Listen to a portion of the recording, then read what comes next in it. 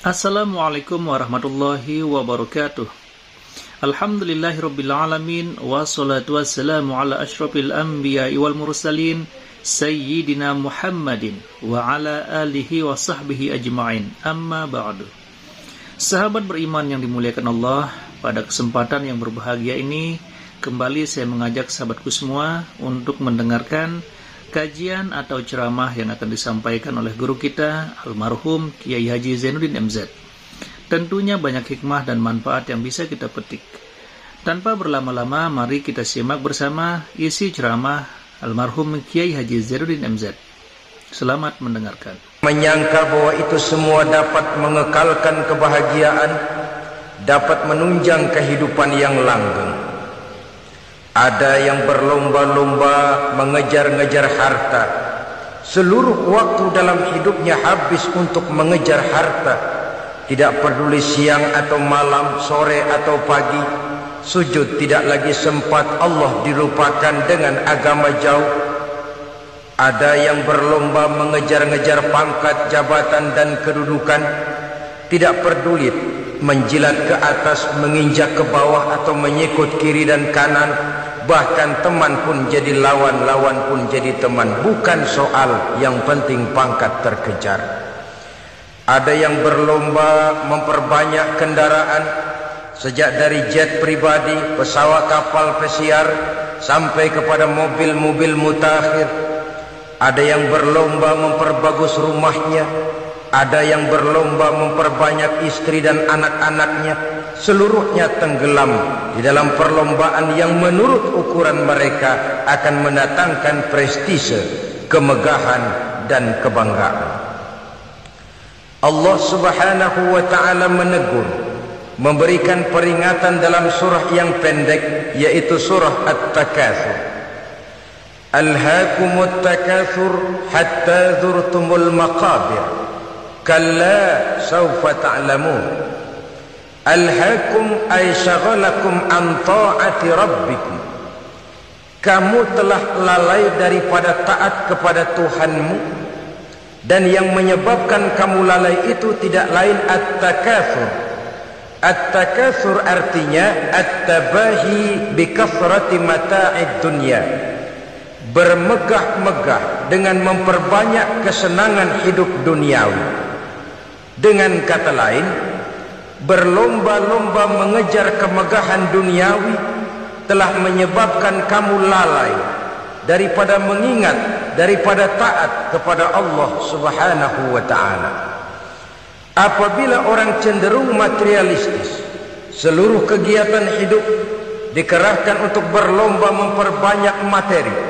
Apa namanya harta benda, apa namanya rumah, apa namanya pangkat dan jabatan, maka dikala itu seseorang akan sangat mudah lalai daripada taat kepada Allah Subhanahu wa ta'ala.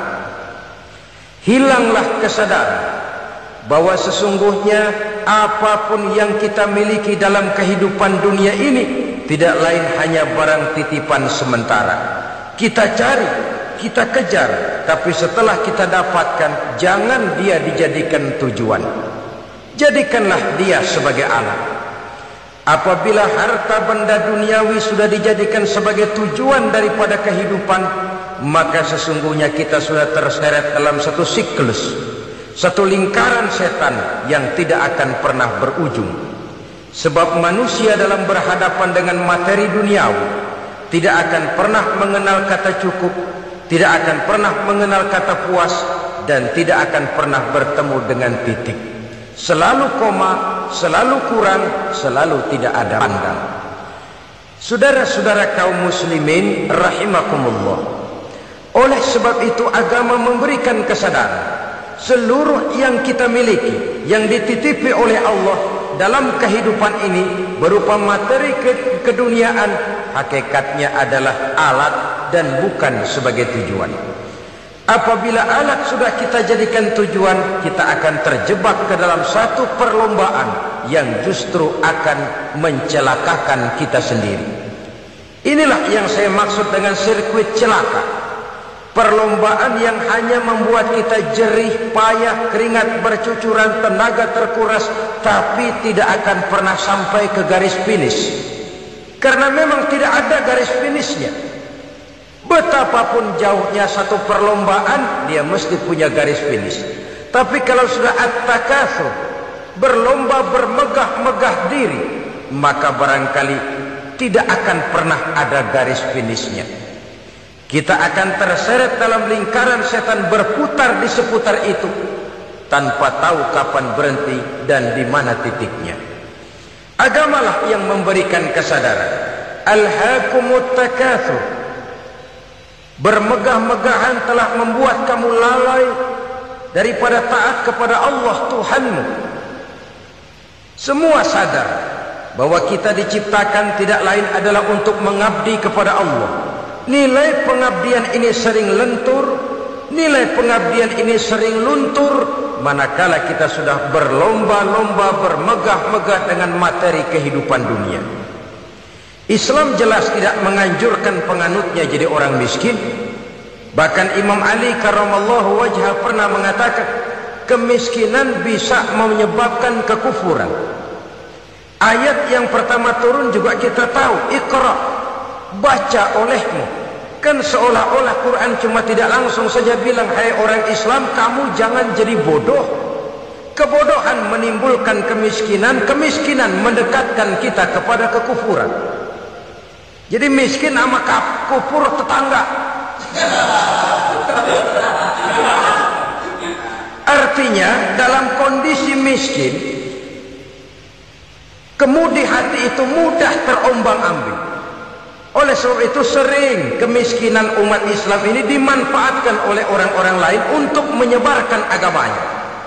Padahal agama adalah soal keyakinan yang tidak mungkin ditunjang dengan supermi, ditunjang dengan beras, pakaian, obat-obatan, beasiswa. Agama adalah soal keyakinan. Keyakinan adalah soal kebenaran, dan kebenaran itu adalah milik bersama. Tujuan diciptakannya manusia tidak lain adalah untuk melaksanakan ibadah. Kalau orang tenggelam dalam perlombaan memperbanyak harta, mempertinggi kedudukan, memperindah segala macam yang sifatnya duniawi, biasanya itu akan membuat dia lalai dari taatnya kepada Allah Azza wa Jalla. Kadang bukan hanya lalai daripada taat, juga sering terjebak kepada maksiat. Karena kalau pola pandang dan tolok ukur sudah benda duniawi semata-mata, sangat tidak mustahil orang lalu terjebak ke dalam prinsip menghalalkan segala cara. Asal sudah tujuan tercapai, cara apapun halal. Akhirat nomor 18.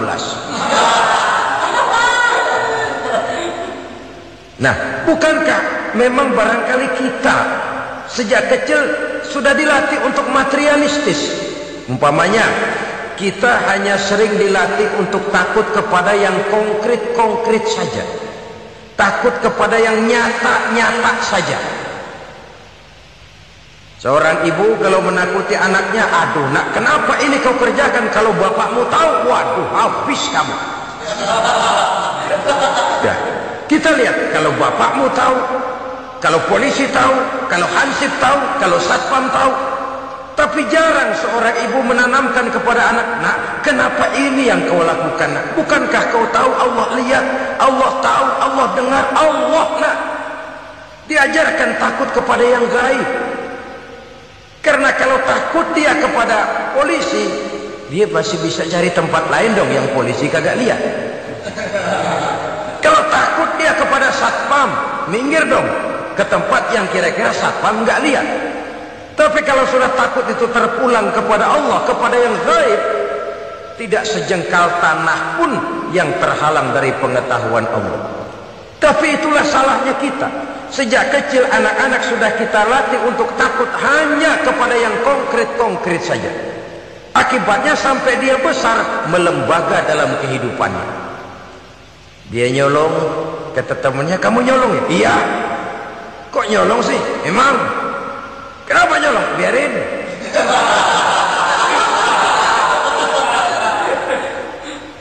Kamu kan tahu Allah lihat? Tahu.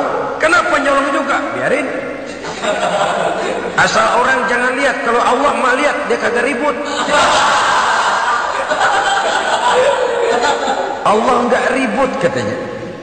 Nah, ini kan satu refleksi yang timbul daripada kenyataan. Jikalau orang hanya dijejali rasa takut kepada yang konkret-konkret saja, kepada yang zahir-zahir saja, yang akan tumbuh lalu mental kucing, sopan, tenang, kalem, ayem, nggelenggem. Kalau ada orang, sedikit orang meleng, kucing kelihatan watak aslinya. Saudara-saudara kaum muslimin rahimakumullah. Oleh sebab itulah maka agama lewat surah yang kita bicarakan pada pertemuan ini memberikan peringatan. Kala, jangan begitu dong.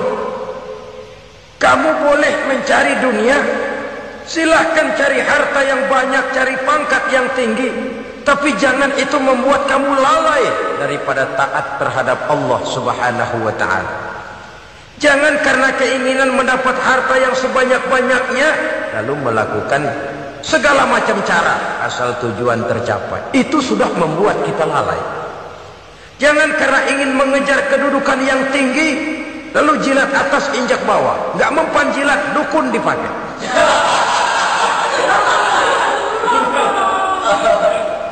Itu kan sudah membuat kita lalai. Nanti kalau berhasil, wah dukun kita paten. Tapi kalau gagal, dukun sialan gagal mampu. Hilanglah Allah dalam kehidupan kita. Makin materialis, dan perlombaan ini membawa kita kepada kecelakaan. Kala, sekali-kali jangan begitu. Jiwa ini lapang. Kenapa? Dahulu pun ketika lahir ke dunia tidak ada pangkat yang kita sandang. Dahulu pun ketika lahir ke dunia tidak ada harta yang kita bawa. Jadi harta itu, pangkat itu, kedudukan itu ada dalam hati, tapi tidak berurat dan berakar. Kalau dia berurat dan berakar dalam hati, berat misah sama harta itu. Berat. Sekedar ngasih fakir miskin cepet juga berhitungnya 17 lembar.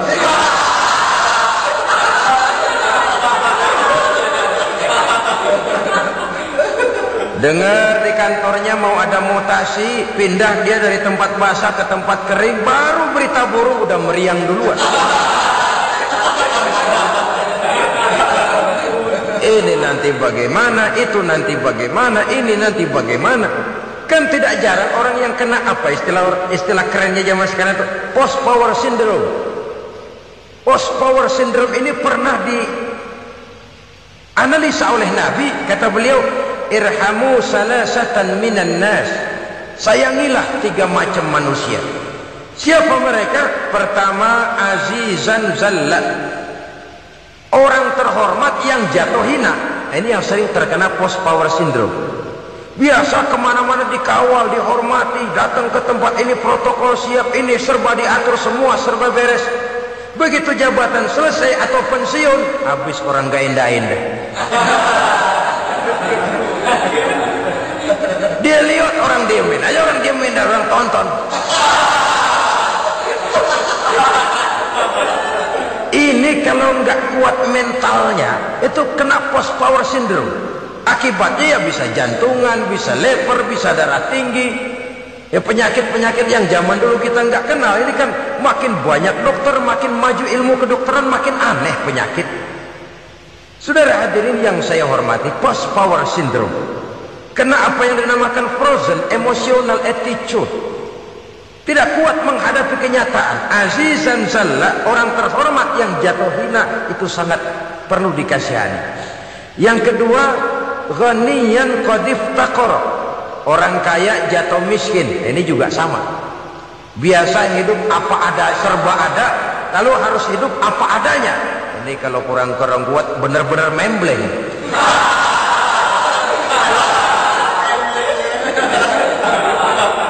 Kalau tidak kuat mentalnya, biasa hidup serba enak, serba nikmat, cuma kerjanya neken cek, main apa itu kredit card, macam-macam fasilitas dipunyai. Tahu-tahu jatuh bangkrut, jatuh miskin. Kalau tidak fondasi agamanya kuat, bisa gantung diri, bisa bunuh diri, bisa frustasi, bisa terkena psikosomatik, tekanan jiwa mempengaruhi faktor biologis. Timbullah tekanan, terjadilah penyakit aneh-aneh. Al-Afghaniyan qadif taqara, orang kaya jatuh miskin, itu perlu dikasihani. Yang ketiga, wa faqihan yal'abu bihil juhal, ahli fikih tapi dipermainkan oleh orang-orang bodoh. Hanya kebetulan orang bodoh itu punya kekuasaan. Hukum bisa dipesan.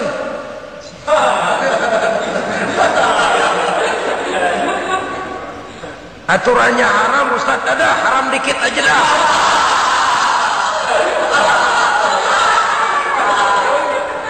Sibuklah tuan fakih ini, ahli fikih ini mencari dalil kebet sana kebet sini supaya yang tadinya haram benar bisa jadi haram sedikit. Padahal yang minta ini orang bodoh, tidak ngerti agama. Cuma karena punya kekuasaan dipermainkan oleh orang yang fakih. Orang-orang yang fakih ini dipermainkan. Kasihan orang yang seperti itu. Wa faqihan yal'abu bihil juhal, ahli fikih tapi dipermainkan oleh orang-orang bodoh. Akibatnya karismanya hilang, wibawanya lenyap. Dia menyangka bahwa dengan mengharam-haram sedikit-sedikit itu dia bisa mendapat keuntungan yang berganda-ganda, padahal akibatnya itu hanya akan membawa kecelakaan saja. Allah peringatkan benar, kala sekali-kali jangan begitu. Cari uang yang banyak silahkan, ngejar kedudukan yang bagus boleh, bikin rumah yang hebat silahkan, ada kendaraan bagus silahkan, tapi jangan sampai kamu terjebak kepada sirkuit celakai, perlombaan yang tidak ada garis finishnya. Sering dicontohkan orang menghayal melamun, kamu kenapa nggak mau ibadah? Bagaimana mau sembahyang, saya di Jakarta masih ngontrak.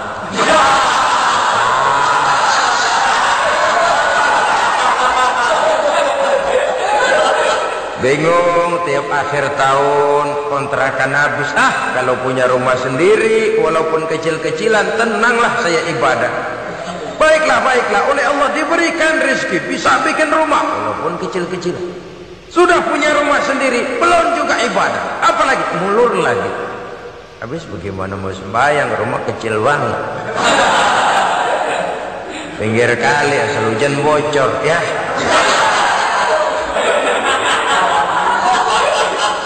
Kalau bisa punya rumah permanen, rajin dah ibadah dah. Iyalah, diberikan rezeki bisa bikin rumah besar, kamarnya banyak, halamannya luas, kendaraan belum ada, perabotan belum lengkap. Sudah ada kendaraan, belum kayak orang-orang. Sudah kayak orang-orang, masih sama dong, kudu di atas. Kapanlah selesainya? Kala sekali-kali jangan begitu. Jangan kamu mengumpulkan harta bermegah-megah membuat kamu lalai dari taat kepada Tuhan. Engkau tinggalkan rukuk dan sujud, engkau jauh dari masjid, engkau kering dari kehidupan beragama. Sebab itulah maka pembangunan fisik material tidak bisa dipisahkan dengan pembangunan mental spiritual. Tidak hanya cuma dalam teori, tapi juga harus dalam praktek. Selalu pembangunan yang hanya mengarah kepada fisik material, jauh dan kering dari agama, hanya akan melahirkan manusia-manusia materialistis yang terjebak di dalam sirkuit celaka perlombaan yang tidak pernah mengenal garis finish. Sebab itu agama mengajarkan, orang kaya itu siapa sih? Yang banyak duit? Belum tentu. Yang kebunnya di mana-mana ngebelata? Belum tentu. Yang pabriknya selebar-lebar? Belum tentu. Yang punya segala macam peternakan, dari peternakan gajah sampai peternakan kutu.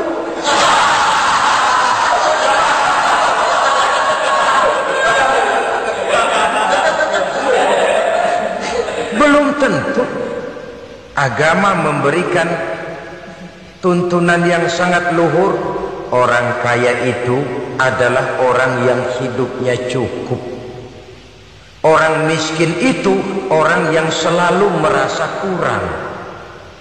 Bagaimanapun banyak duit saudara miliki, kalau masih merasa kurang, masih miskin saudara.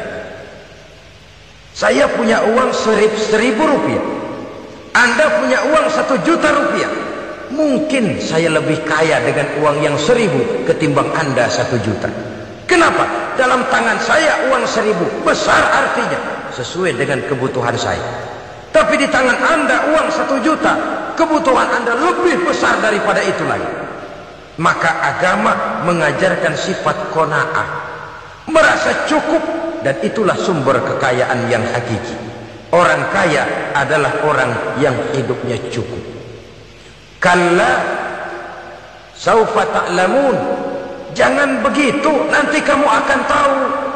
Summa kalla saufa ta'lamun, jangan sekali-kali begitu, suatu saat kamu pasti akan tahu.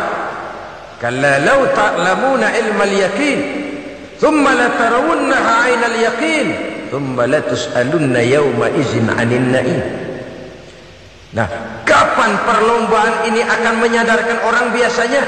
Hatta zurtumul maqabir, sampai kamu dekat ke liang kubur. Itu biasanya kalau istilah orang sekarang baru ngeh. Asal sudah napas sampai tenggorokan disambung dengan selang, sudah Senin Kemis dibantu dengan alat picu jantung, gerak gerak gerak gerak, sudah kayak orang mau gergaji kayu. Dikala itu barulah sadar orang biasanya. Dan kesadaran semacam itu kesadaran yang terlambat, kesadaran ala Fir'aun. Fir'aun selagi hidup diajak beriman dan nehi aja.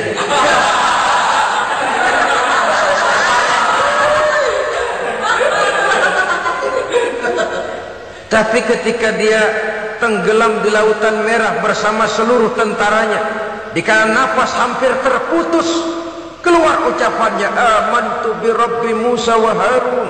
Aduh, kalau begini mah saya juga percaya kepada Tuhannya Musa dan Harun. Saya beriman kepada Allah. Lagi timbul tenggelam mau sekarat baru beriman. Hatta zurtumul maqabir, kamu telah lalai dari sebab bermegah-megah sampai kamu masuk ke liang kubur, dekat ke liang kubur. Kalimat zurtum di sini menjelaskan bahwa kubur itu tidak selamanya. Zurtum itu dari kalimat zara yazuru, berziarah. Orang berziarah kan sebentar. Ke kubur itu sama dengan berziarah kita di sini. Sebentar, tidak akan selamanya, tidak akan kekal dalam kubur. Bahwa kubur itu cuma satu halte dari sekian halte yang harus kita jalani. Hatta zurtumul maqabir ay mutum wa dufintum fil kubur, sampai kamu mati dikubumikan dalam kubur, barulah kamu sadar bahwa perlombaan itu hanya sia-sia, bahwa perlombaan itu tidak akan pernah mengenal garis finish, bahwa perlombaan itu akan membuat kamu celaka. Begitulah umumnya kebanyakan orang yang terjebak ke dalam paham materialis, baru menyadari kesalahan langkahnya pada saat napas sudah sampai di tenggorokan. Ternyata uangnya yang miliaran rupiah tidak sanggup menyambung nafasnya. Ternyata kendaraan yang serba mewah berkilat tidak sanggup meneruskan kehidupannya. Ternyata pangkat jabatannya yang tinggi yang membuat dia menyebabkan temannya jadi lawan, lawannya jadi teman, tidak akan sanggup menghentikan sang malaikat maut. Kalau keadaan sudah begitu, baru sadarlah kita terlambat. Karena saat seperti itu akan dihadapi oleh setiap orang. Kala, jangan begitu. Sadarlah kamu bahwa kalau sudah dekat ke liang kubur kamu baru insaf, itu terlambat. Sebelum nafas sampai di tenggorokan, pintu taubat masih selalu terbuka. Tapi manakala nafas sudah sampai di tenggorokan, tertutuplah pintu taubat untuk orang yang bersangkutan. Oleh sebab itu, perlombaan dengan bermegah-megah terhadap materi duniawi, tolok ukur dan pandangan hidup yang terbatas kepada wujud benda semata-mata, memang sering menyebabkan orang lalai, sering menyebabkan orang lupa diri. tidak sadar tentang hakikat yang terpenting dari kehidupan ini, yaitu tentang dari mana dia datang, di mana dia sekarang, dan kemana dia akan pulang. Sungguh, ilmu pengetahuan tidak akan pernah mampu menjawab persoalan ini. Sungguh, filsafat juga tidak berdaya menghadapi pertanyaan seperti ini. Hanya agama yang mampu memberikan kepastian batin tentang hakikat dari mana kita datang, di mana kita sekarang, dan kemana kita akan pulang. Makin kita renungi pertanyaan ini, makin kita menemukan diri sendiri. Dan makin kita menemukan mengenal diri sendiri, kita akan semakin mengenal Allah Subhanahu wa ta'ala. Semakin kita mengenal Allah, maka akan semakin terpanggil kita untuk dekat dengannya, mentaati segala perintahnya, dan berupaya menjauhi segala yang dilarangnya. Dengan demikian selamatlah kita dari satu perlombaan yang hanya akan menyeret kita kepada menghalalkan segala cara, jauh dari agama, jauh dari Allah, bahkan jauh dari sesama manusia. Karena umumnya perlombaan seperti ini akan cenderung melahirkan manusia yang egois. Muslimin rahimakumullah. Lebih jauh, mari kita mengikuti peringatan Allah dalam surah Al-Munafiqun ayat 9. Di sini Allah Subhanahu wa ta'ala mengingatkan, A'udzu billahi minasy syaithanir rajim. Ya ayyuhalladzina amanu la tulhikum amwalukum wala auladukum an dzikrillah wa may yaf'al dzalika fa ulaika humul khasirun. Hai orang-orang yang beriman, jangan sampai hartamu dan anak-anakmu melalaikan kamu daripada mengingat Allah. Wa may yaf'al dzalik, barang siapa yang melakukan hal seperti itu, fa ulaika humul khasirun, maka merekalah sesungguhnya orang-orang yang merugi. Rugi dunia, rugi akhirat. Disebutkan di sini dua hal yang sering menyebabkan kita jadi lalai. Amwal dan aulad, harta dan anak-anak, materi dan keluarga. Perlombaan di dalam mengumpulkan materi sering menyebabkan kita menjadi lalai. Begitu juga amanah berupa anak, sering kita lalaikan atau sering membuat juga kita menjadi lalai. Kita lalaikan dalam arti bahwa keduanya, baik harta baik anak, merupakan amanah dari Allah. Setiap orang tua akan dimintakan pertanggungan jawab. Apabila kita lalaikan amanah ini, maka resikonya akan kembali juga kepada kita. Tapi satu hal yang jelas dalam ayat 9 surah Al-Munafiqun ini, bahwa perlombaan memperbanyak harta dan anak-anak yang masuk dalam kelompok at-takatsur itu tadi akan menyebabkan orang khasiru, termasuk ke dalam kelompok orang-orang yang rugi.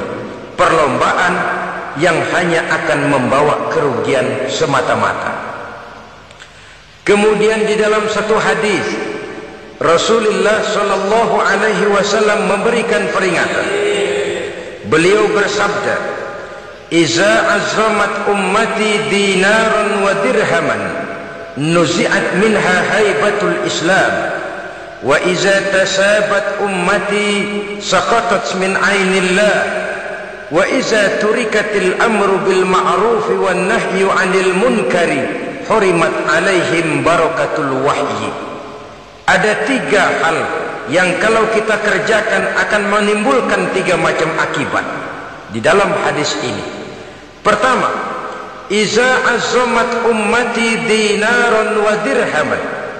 Apabila umatku sudah mengagung-agungkan dinar dan dirham, artinya kalau umatku sudah jatuh menjadi umat yang materialistis, segalanya diukur dari dinar dan dirham.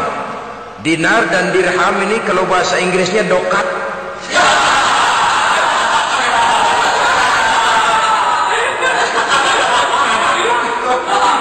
Segalanya diukur dari segi dinar dan dirham saja. Nuzi'at minha haibatul Islam, akan dicabutlah kehebatan Islam dari mereka. Memang ada kalanya kita berkata bahwa tanpa uang kita tidak bisa berbuat apa-apa. Tapi kalau itu dijadikan landasan dari segala sesuatu, itu yang dijadikan ukuran, itu yang dijadikan tujuan, kita hakikatnya sudah gagal sebelum melangkah. Apapun saja profesi kita, apabila sudah menjadi pendewa dinar dan dirham, akan hilanglah kehebatan Islam, akan dicabut kehebatan Islam itu. Umat Islam bisa dibeli, ulama bisa dikontrak, kiai bisa dicarter. Saudara hadirin ma'asyiral muslimin rahimakumullah, apabila umatku sudah membesar-besarkan dinar dan dirham, bermegah-megah dengan itu, berlomba-lomba memperbanyak itu yang menjadi tujuan dan tolok ukur dari segala kegiatan, nuzi'at minha haibatul Islam, akan dicabutlah kehebatan Islam. Hilang itu wibawa. Walaupun dia bernama umat mayoritas dalam jumlah, tetapi dia minoritas dalam peranan. Mayoritas dalam bilangan, tapi minoritas dalam percaturan kegiatan hidup ini. Kita ingat di zaman pengembangan Islam di masa Rasulullah sallallahu alaihi wasallam, mereka berlomba-lomba mengorbankan dinar dan dirhamnya untuk kepentingan agama, bukan mengorbankan kepentingan agama untuk mencari dinar dan dirham. Kita di zaman sekarang sering terjadi penjungkiran nilai, terbalik yang kita amalkan. Nabi Ibrahim mengorbankan putranya Ismail untuk kepentingan agama.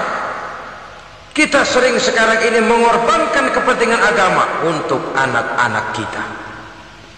Dulu anaknya yang dikorbankan buat agama, sekarang agamanya dikorbankan buat anak. Dulu dinar dan dirham dibelanjakan untuk menopang agama, sekarang agama dijadikan alat untuk mencari dinar dan dirham.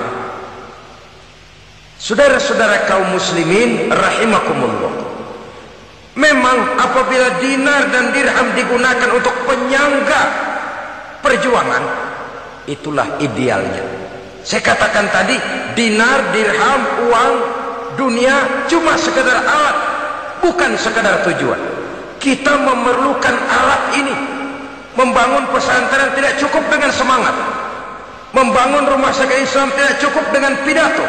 Membangun masjid tidak cukup dengan semangat menggebu-gebu.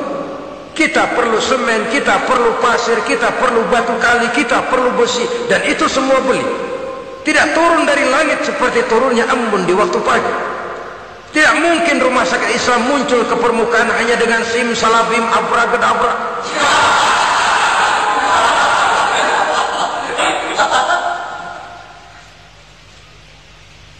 Oleh sebab itu, saya bersyukur kecenderungan belakangan ini pengajian-pengajian akbar di berbagai tempat tidak hanya sebagai ajang untuk menanamkan akidah, membina ukhuwah, tapi juga menjadi sarana di mana kita mengumpulkan dana, menghimpun potensi umat, menginventarisir potensi untuk kepentingan pengembangan daripada agama. Meskipun ada satu dua orang yang salah paham tentang ini, sampai kemudian saya mendapat satu merek yang cukup tidak enak untuk didengar, mengkomersilkan pengajian katanya, karena memang ada pengajian yang menggunakan sistem karcis, sebenarnya juga tidak etis. Undangan berikut infak yang seluruh hasilnya digunakan buat kepentingan agama, apakah itu rumah sakit, apakah itu madrasah, apakah itu masjid, dan satu sen pun saya tidak menuntut bagian dari itu. Saya malah berprinsip sepanjang saya masih laku untuk dijual dan itu memang buat kepentingan agama, persilahkan jual saja. Asal buat masjid, pesantren, madrasah, rumah sakit Islam, kegiatan syiar dan dakwah, silakan. Tapi kalau sudah dijual buat kepentingan pribadi, memperkaya diri sendiri, tentunya dunia akhirat sulit untuk ridho kepada tingkah laku yang semacam itu. Subhanallah, apa yang sudah disampaikan oleh guru kita almarhum Kiai Haji Zainuddin MZ sangat luar biasa. Sahabat beriman yang dimuliakan Allah, tetaplah di channel ini karena kajian ini belum selesai. Maka dari itu mari kita lanjutkan kembali. Kita memerlukan dana. Umat di daerah membangun memerlukan dana. Dan dana itu tidak hanya datang begitu saja. Kita bersyukur bahwa untuk menghadiri pengajian sekarang ini orang mau mengeluarkan uang, mau memberikan infak dengan ikhlas, tidak dengan keterpaksaan. Kenapa tidak? Sehingga ini lalu diinventarisir untuk kepentingan pembangunan agama. Ratusan juta rupiah terkumpul dari pengajian-pengajian rutin ini, pengajian-pengajian akbar ini. Puluhan masjid terbantu, rumah sakit Islam terbantu, musola selesai. Ya walaupun tidak lalu semuanya beres, tapi gemaknya itu sudah cukup menyentuh untuk menyadarkan orang bahwa harta baru kekal kalau dia sudah dibelanjakan di jalan Allah. Nah, yang celaka kalau dinar dan dirham itu yang dijadikan tujuan. Mengadakan pengajian semata-mata untuk cari uang, uangnya buat kantongnya dewek. Itu yang membuat dicabutnya kehebatan Islam itu. Segalanya diukur dari sudut itu. Sehingga ketika seseorang datang bertanya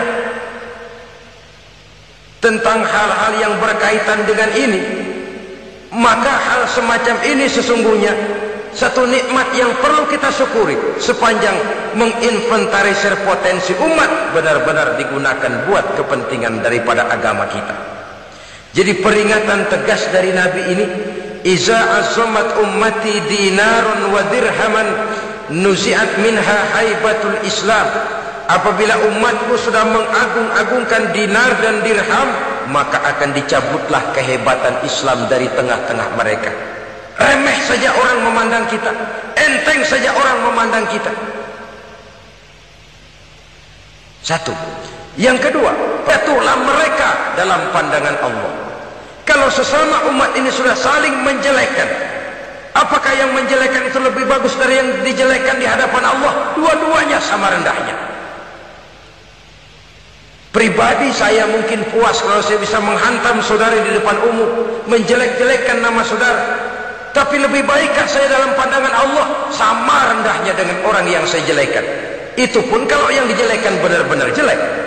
Kalau cuma sekedar fitnah, wah, lebih celaka lagi nasib si orang itu tadi.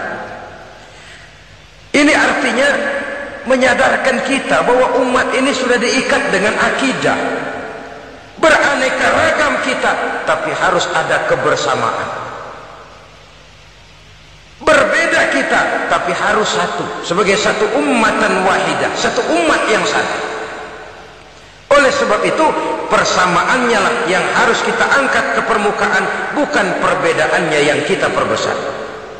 Sudah datang waktunya umat Islam bangun dari tidurnya, jangan lagi dibuai oleh irama mayoritas. Sudah lewat masanya kita bertengkar karena persoalan-persoalan kecil yang tidak prinsip. Sudah datang waktunya umat Islam bersatu, menyusun saf yang lebih lurus oleh karena ia dihadapkan kepada tantangan-tantangan yang tidak semakin ringan.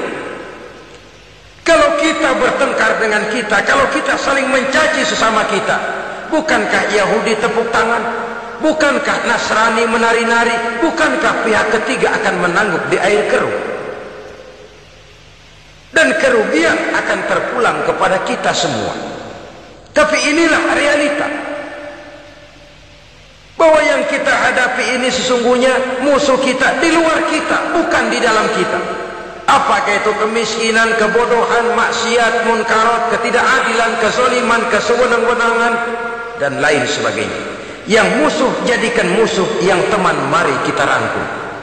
Jangan terbalik, teman dimusuhi, musuh malah dirangkul. Maka berpesta poralah musuh-musuh Islam ini.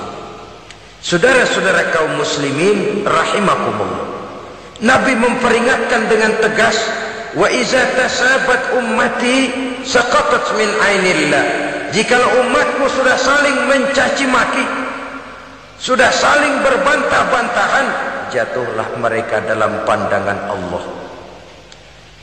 Satu ayat menjelaskan jangan sebagian kamu meremehkan, yaskhar, mengecilkan, menganggap enteng orang lain. Boleh jadi yang dihina, diremehkan, dianggap enteng itu nilainya lebih bagus daripada yang menganggap enteng. Hakikat segala sesuatu itu cuma kembali kepada Allah. Di sanalah penilaian finalnya. Manusia hanya melihat yang zahir. Makin banyak harapan hidup ini kita gantungkan kepada manusia, makin banyak kita harus bersiap untuk kecewa. Saudara-saudara kaum muslimin rahimakumullah. Kemudian yang ketiga peringatan dari baginda Nabi, wa iza turikatil amru bil ma'rufi wan nahyu 'anil munkari hurimat 'alaihim barakatul wahyi. Apabila amar ma'ruf dan nahi munkar telah ditinggalkan, maka akan hilanglah keberkahan wahyu, akan hilanglah keberkahan Quran, akan sirnalah keberkahan agama. Amar ma'ruf dan nahi munkar ditinggalkan, artinya di tengah masyarakat sudah tidak ada lagi yang menyerukan ini baik, ini tidak baik, ini halal, itu haram. Mari kita sholat, mari makmurkan taklim, santuni yatim piatu, makmurkan masjid. Seruan ke arah itu tidak lagi terdengar. Sementara tinggalkan judi, tinggalkan minuman keras, jauhi zina, seruan semacam itu pun tidak lagi terdengar. Maka hilanglah keberkahan wahyu itu. Karena amar ma'ruf dan nahi munkar merupakan bagian daripada ajaran agama kita. Menjadi sponsor dari segala macam kebajikan dan menjadi penghalang daripada segala macam kemunkaran sesuai dengan batas kemampuan yang kita miliki masing-masing. Nah, saya kembali kepada persoalan pokok di awal pembicaraan tadi. Bagaimana jalan keluarnya? Jalan keluarnya tidak lain adalah upaya. Bagaimana kegiatan yang sifatnya fisik material ini diimbangi dengan kegiatan yang bersifat mental spiritual. Upaya menghidupkan majelis-majelis ta'lim, upaya memakmurkan masjid-masjid sebagai laboratorium rohani untuk mewujudkan keseimbangan dalam pola pikir yang akan berlanjut dalam gerak hidup yang kemudian akan tertuang dalam segala perbuatan manusia. Apabila sudah terwujud kepincangan dalam pola pikir, akan pincanglah caranya bertindak dan berbuat, akan pincanglah pandangan hidupnya, akan pincanglah orientasinya di dalam kehidupan ini. Oleh karena itu, Islam dalam berbagai aspek kehidupan mengajarkan sistem keseimbangan. Mencari harta boleh, tapi tidak boleh keluar dalam kerangka fastabiqul khairat. Berlomba-lomba silakan, tapi untuk kebaikan. Bukan untuk bermegah-megah, bukan untuk menumbuhkan gengsi, bukan untuk meninggikan prestise dan harga diri, tapi fastabiqul khairat, berlomba-lomba di dalam mengejar kebajikan, di dalam menyebarkan kebaikan. Bukan sekedar berlomba-lomba, tapi tolong menolong, bantu membantu. Ta'awanu 'alal birri wat taqwa wa la ta'awanu 'alal ismi wal udwan. Bertolong-tolong ngalah kamu di dalam kebaikan dan takwa, jangan bertolong-tolongan di dalam perbuatan dosa dan permusuhan. Kerjasama di dalam kebaikan, kerjasama di dalam ketakwaan. Ada satu contoh yang menarik bahwa umat Islam di dalam ia menjalin kebersamaan itu harus seperti orang main sepak bola. Saudara lihat, orang main sepak bola, kalau pertandingan belum dimulai, silahkan kumpul di luar lapangan, atur strategi yang baik. Tapi kalau pertandingan sudah dimulai, turun ke lapangan hijau, jangan kumpul terus. Masa ada sepak bola gotong royong, groyok ke sana, groyok ke sini, ya kalah terus. Harus ada yang jadi penyerang tengah, kan begitu toh sepak bola. Harus ada yang jadi kiri luar, kanan dalam, striker, back, penjaga gawang. Yang penting kerjasama, teamwork, lalu mampu menciptakan operan-operan. Yang jadi back jangan ngiri sama yang jadi penyerang tengah.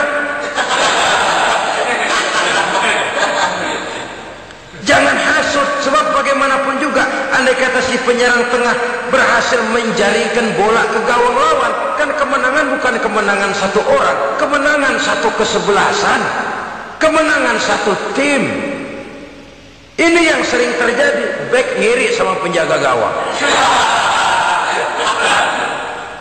lalu penjaga gawang ngiri sama penyerang tengah ngiri sama kiri luar. Ya kapan mau menggolkan ke gawang lawan? Kita ini satu kesebelasan, posisi boleh berbeda. Umat Islam itu harus ada yang jadi camat, lurah, bupati, gubernur, menteri, jadi jenderal, jadi konglomerat, jadi pengusaha, jadi teknokrat. Yang penting kerjasama, teamwork, mampu menciptakan operan-operan yang akurat. Diego Armando Maradona, enggak pakai dia, enggak.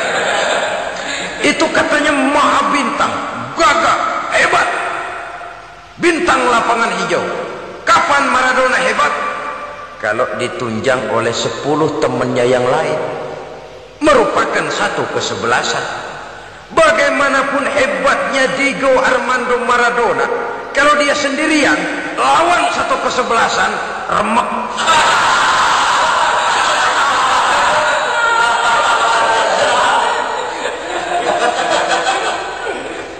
Dia hebat, dia jenius, dia maha bintang karena dapat operan dari teman-temannya.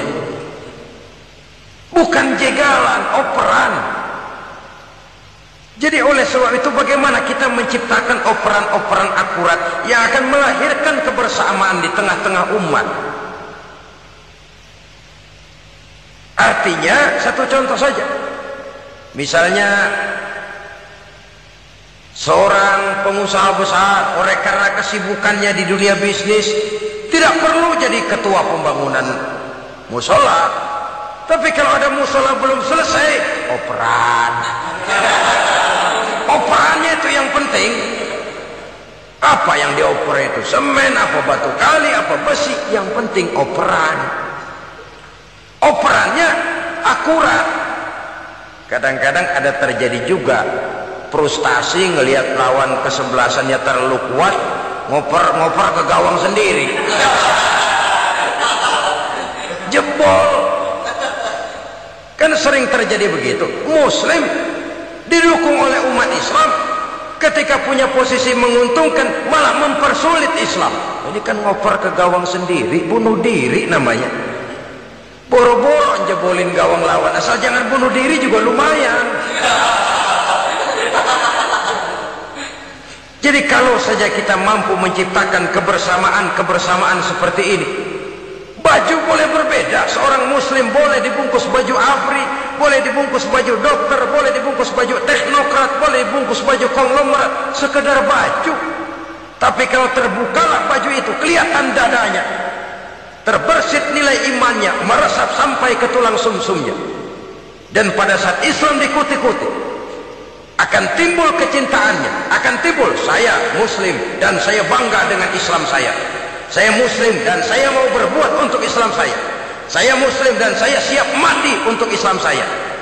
Dengan baju apapun dia terbungkus, kalau roh, jiwa dan semangat semacam ini tertanam, saya yakin kita umat Islam akan mampu berbuat lebih banyak dengan mewujudkan operan-operan akurat yang sangat diharapkan oleh umat itu tadi.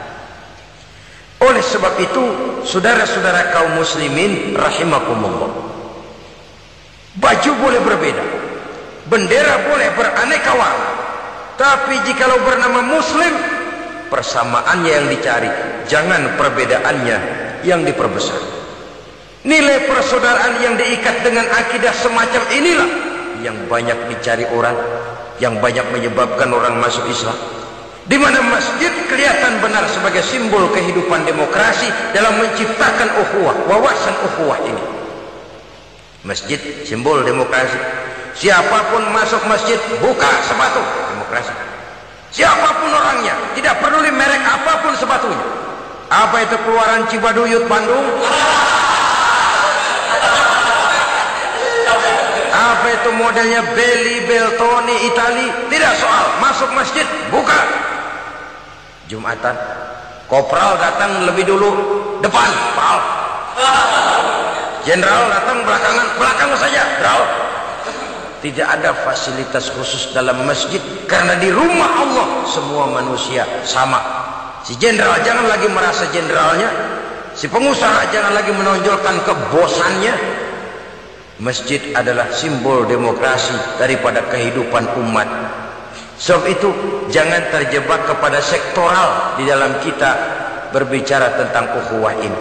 Kita boleh terbungkus dengan baju apapun, tapi kalau di balik baju itu tidak lain jiwa Islam yang mau berkorban, mau mengeluarkan harta, bahkan siap mati untuk Islamnya, maka kebersamaan itu akan mudah kita wujudkan.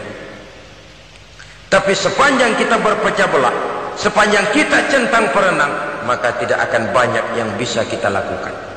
Satu-satunya perlombaan yang bukan hanya dibolehkan tapi bahkan sangat dianjurkan oleh agama, yaitu fastabiqul khairat, berlomba-lombalah di dalam kebaikan, berlomba-lomba di dalam memakmurkan masjid, berlomba-lomba di dalam menghidupkan majelis-majelis ta'lim, berlomba di dalam menegakkan yang ma'ruf dan menghancurkan yang munkar, berlomba di dalam menyantuni yatim piatu.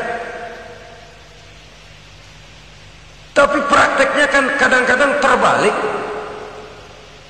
Kalau sudah kumpul yang diakur-akurin, udah nambah kebun belum? Pabrik udah diperluas belum? Bisnis sudah sejauh mana? Belum pernah ada ketemu lalu kongko masjidnya udah digedein ya. Jarang yang ngomong begitu. Madrasahnya sudah bagaimana? Sejauh mana? Mesti yang enak itu ya nyocok-nyocokin. Bagaimana rumahmu sudah? Bagaimana kendaraanmu? Bagaimana pesawatmu? Bagaimana? Bukankah itu juga takasur? Dari obrolan kan nanti yang belum kan timbul panasnya. Gile dia udah beli gituan, gue belum. Timbul panasnya. Lalu berusaha, berlomba lagi, bersaing lagi, berlomba lagi, bersaing lagi. Walaupun persaingan perlu, karena tanpa persaingan orang jarang mikir. Hidup itu kalau nggak ada tantangan kan tidur kita. Orang hidup smooth gitu ya, jalan tenang, setenang ya nggak maju orang itu. Orang itu baru bisa mengalami kemajuan kalau dia sudah dihadapkan kepada tantangan, gemblengan, gojlokan, fitnahan, hinaan, caci maki. Persaingan itu perlu supaya orang mikir. Kalau mikir dia berbuat, kalau dia berbuat dia bisa maju. Tapi persaingan yang sehat, bukan persaingan yang lalu menimbulkan fitnah, menghancurkan nama baik orang lain, yang dilatar belakangi oleh sifat hasud, dendam, iri hati, lalu menghalalkan segala cara. Tidak, bukan itu. Persaingan yang sehat ini akan menjadi alat picu agar orang lalu berlomba di dalam kebaikan. Satu-satunya perlombaan yang bukan hanya boleh tapi bahkan sangat dianjurkan oleh agama, berfastabiqul khairat, berlomba-lomba di dalam berbuat kebaikan. Berlomba-lomba membangun masjid bukan berarti di sebelah masjid bangun masjid lagi, bukan. Kadang-kadang karena ada fastabiqul khairat, berlomba-lomba, nggak apa-apa dah. Di sebelah masjid bikin lagi masjid. Akhirnya azan perlombaan main kenceng-kencengan. Bukan itu yang diinginkan tentu, bukan itu. Bagaimana memakmurkan masjid, bagaimana memfungsikan masjid, bagaimana membina umat dan lain sebagainya. Jadi pembicaraan ke arah itu akan menimbulkan rangsangan untuk berlomba di dalam kebaikan. Kalau dia kok bisa menata masjidnya sampai makmur, jamaah senang datang ke sana, anak-anak muda betah di masjid, kenapa saya tidak? Apa konsepnya? Nah, ini kan berlomba, tapi berlomba dalam kebaikan. Kalau dia bisa menghimpun anak-anak muda lalu diarahkan kepada jalan yang positif, kenapa saya tidak bisa? Dia punya potensi yang saya juga punya. Berlomba di dalam kebaikan. Perlombaan semacam ini akan memberikan ketentraman karena jalan yang ditempuh jalan ibadah. Tapi kalau perlombaan materi, at-takasur tadi, yang timbul bukan ketentraman, panas. Karena panas, udah dekat, panas kan tetangganya hasut, dengki, iri hati. sakit, demam, orang lain maju meriang. Lah kalau sudah begitu, hasud yang jadi bisikan hati, ya sudah, segala macam cara dilakukan untuk menjatuhkan orang lain. Dan itu sudah bukan lagi persaingan yang sehat. Saudara-saudara kaum muslimin rahimakumullah.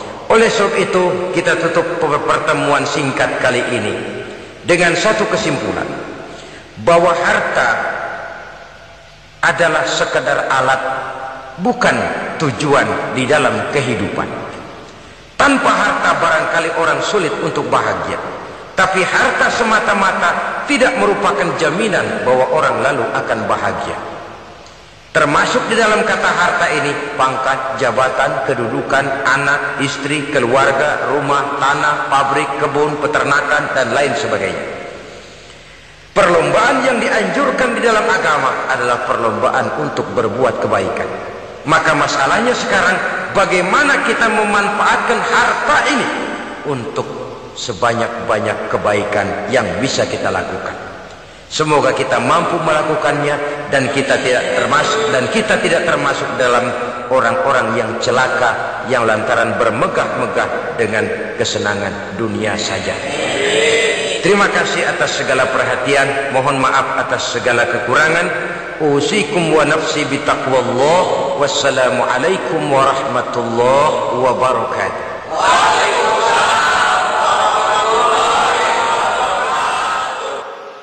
Alhamdulillah, itulah tadi kajian penuh hikmah, penuh makna yang sudah disampaikan oleh guru kita almarhum Kiai Haji Zainuddin MZ. Semoga ini bermanfaat untuk kita semua dan kita bisa istiqomah dalam mengamalkannya. Amin ya rabbal alamin.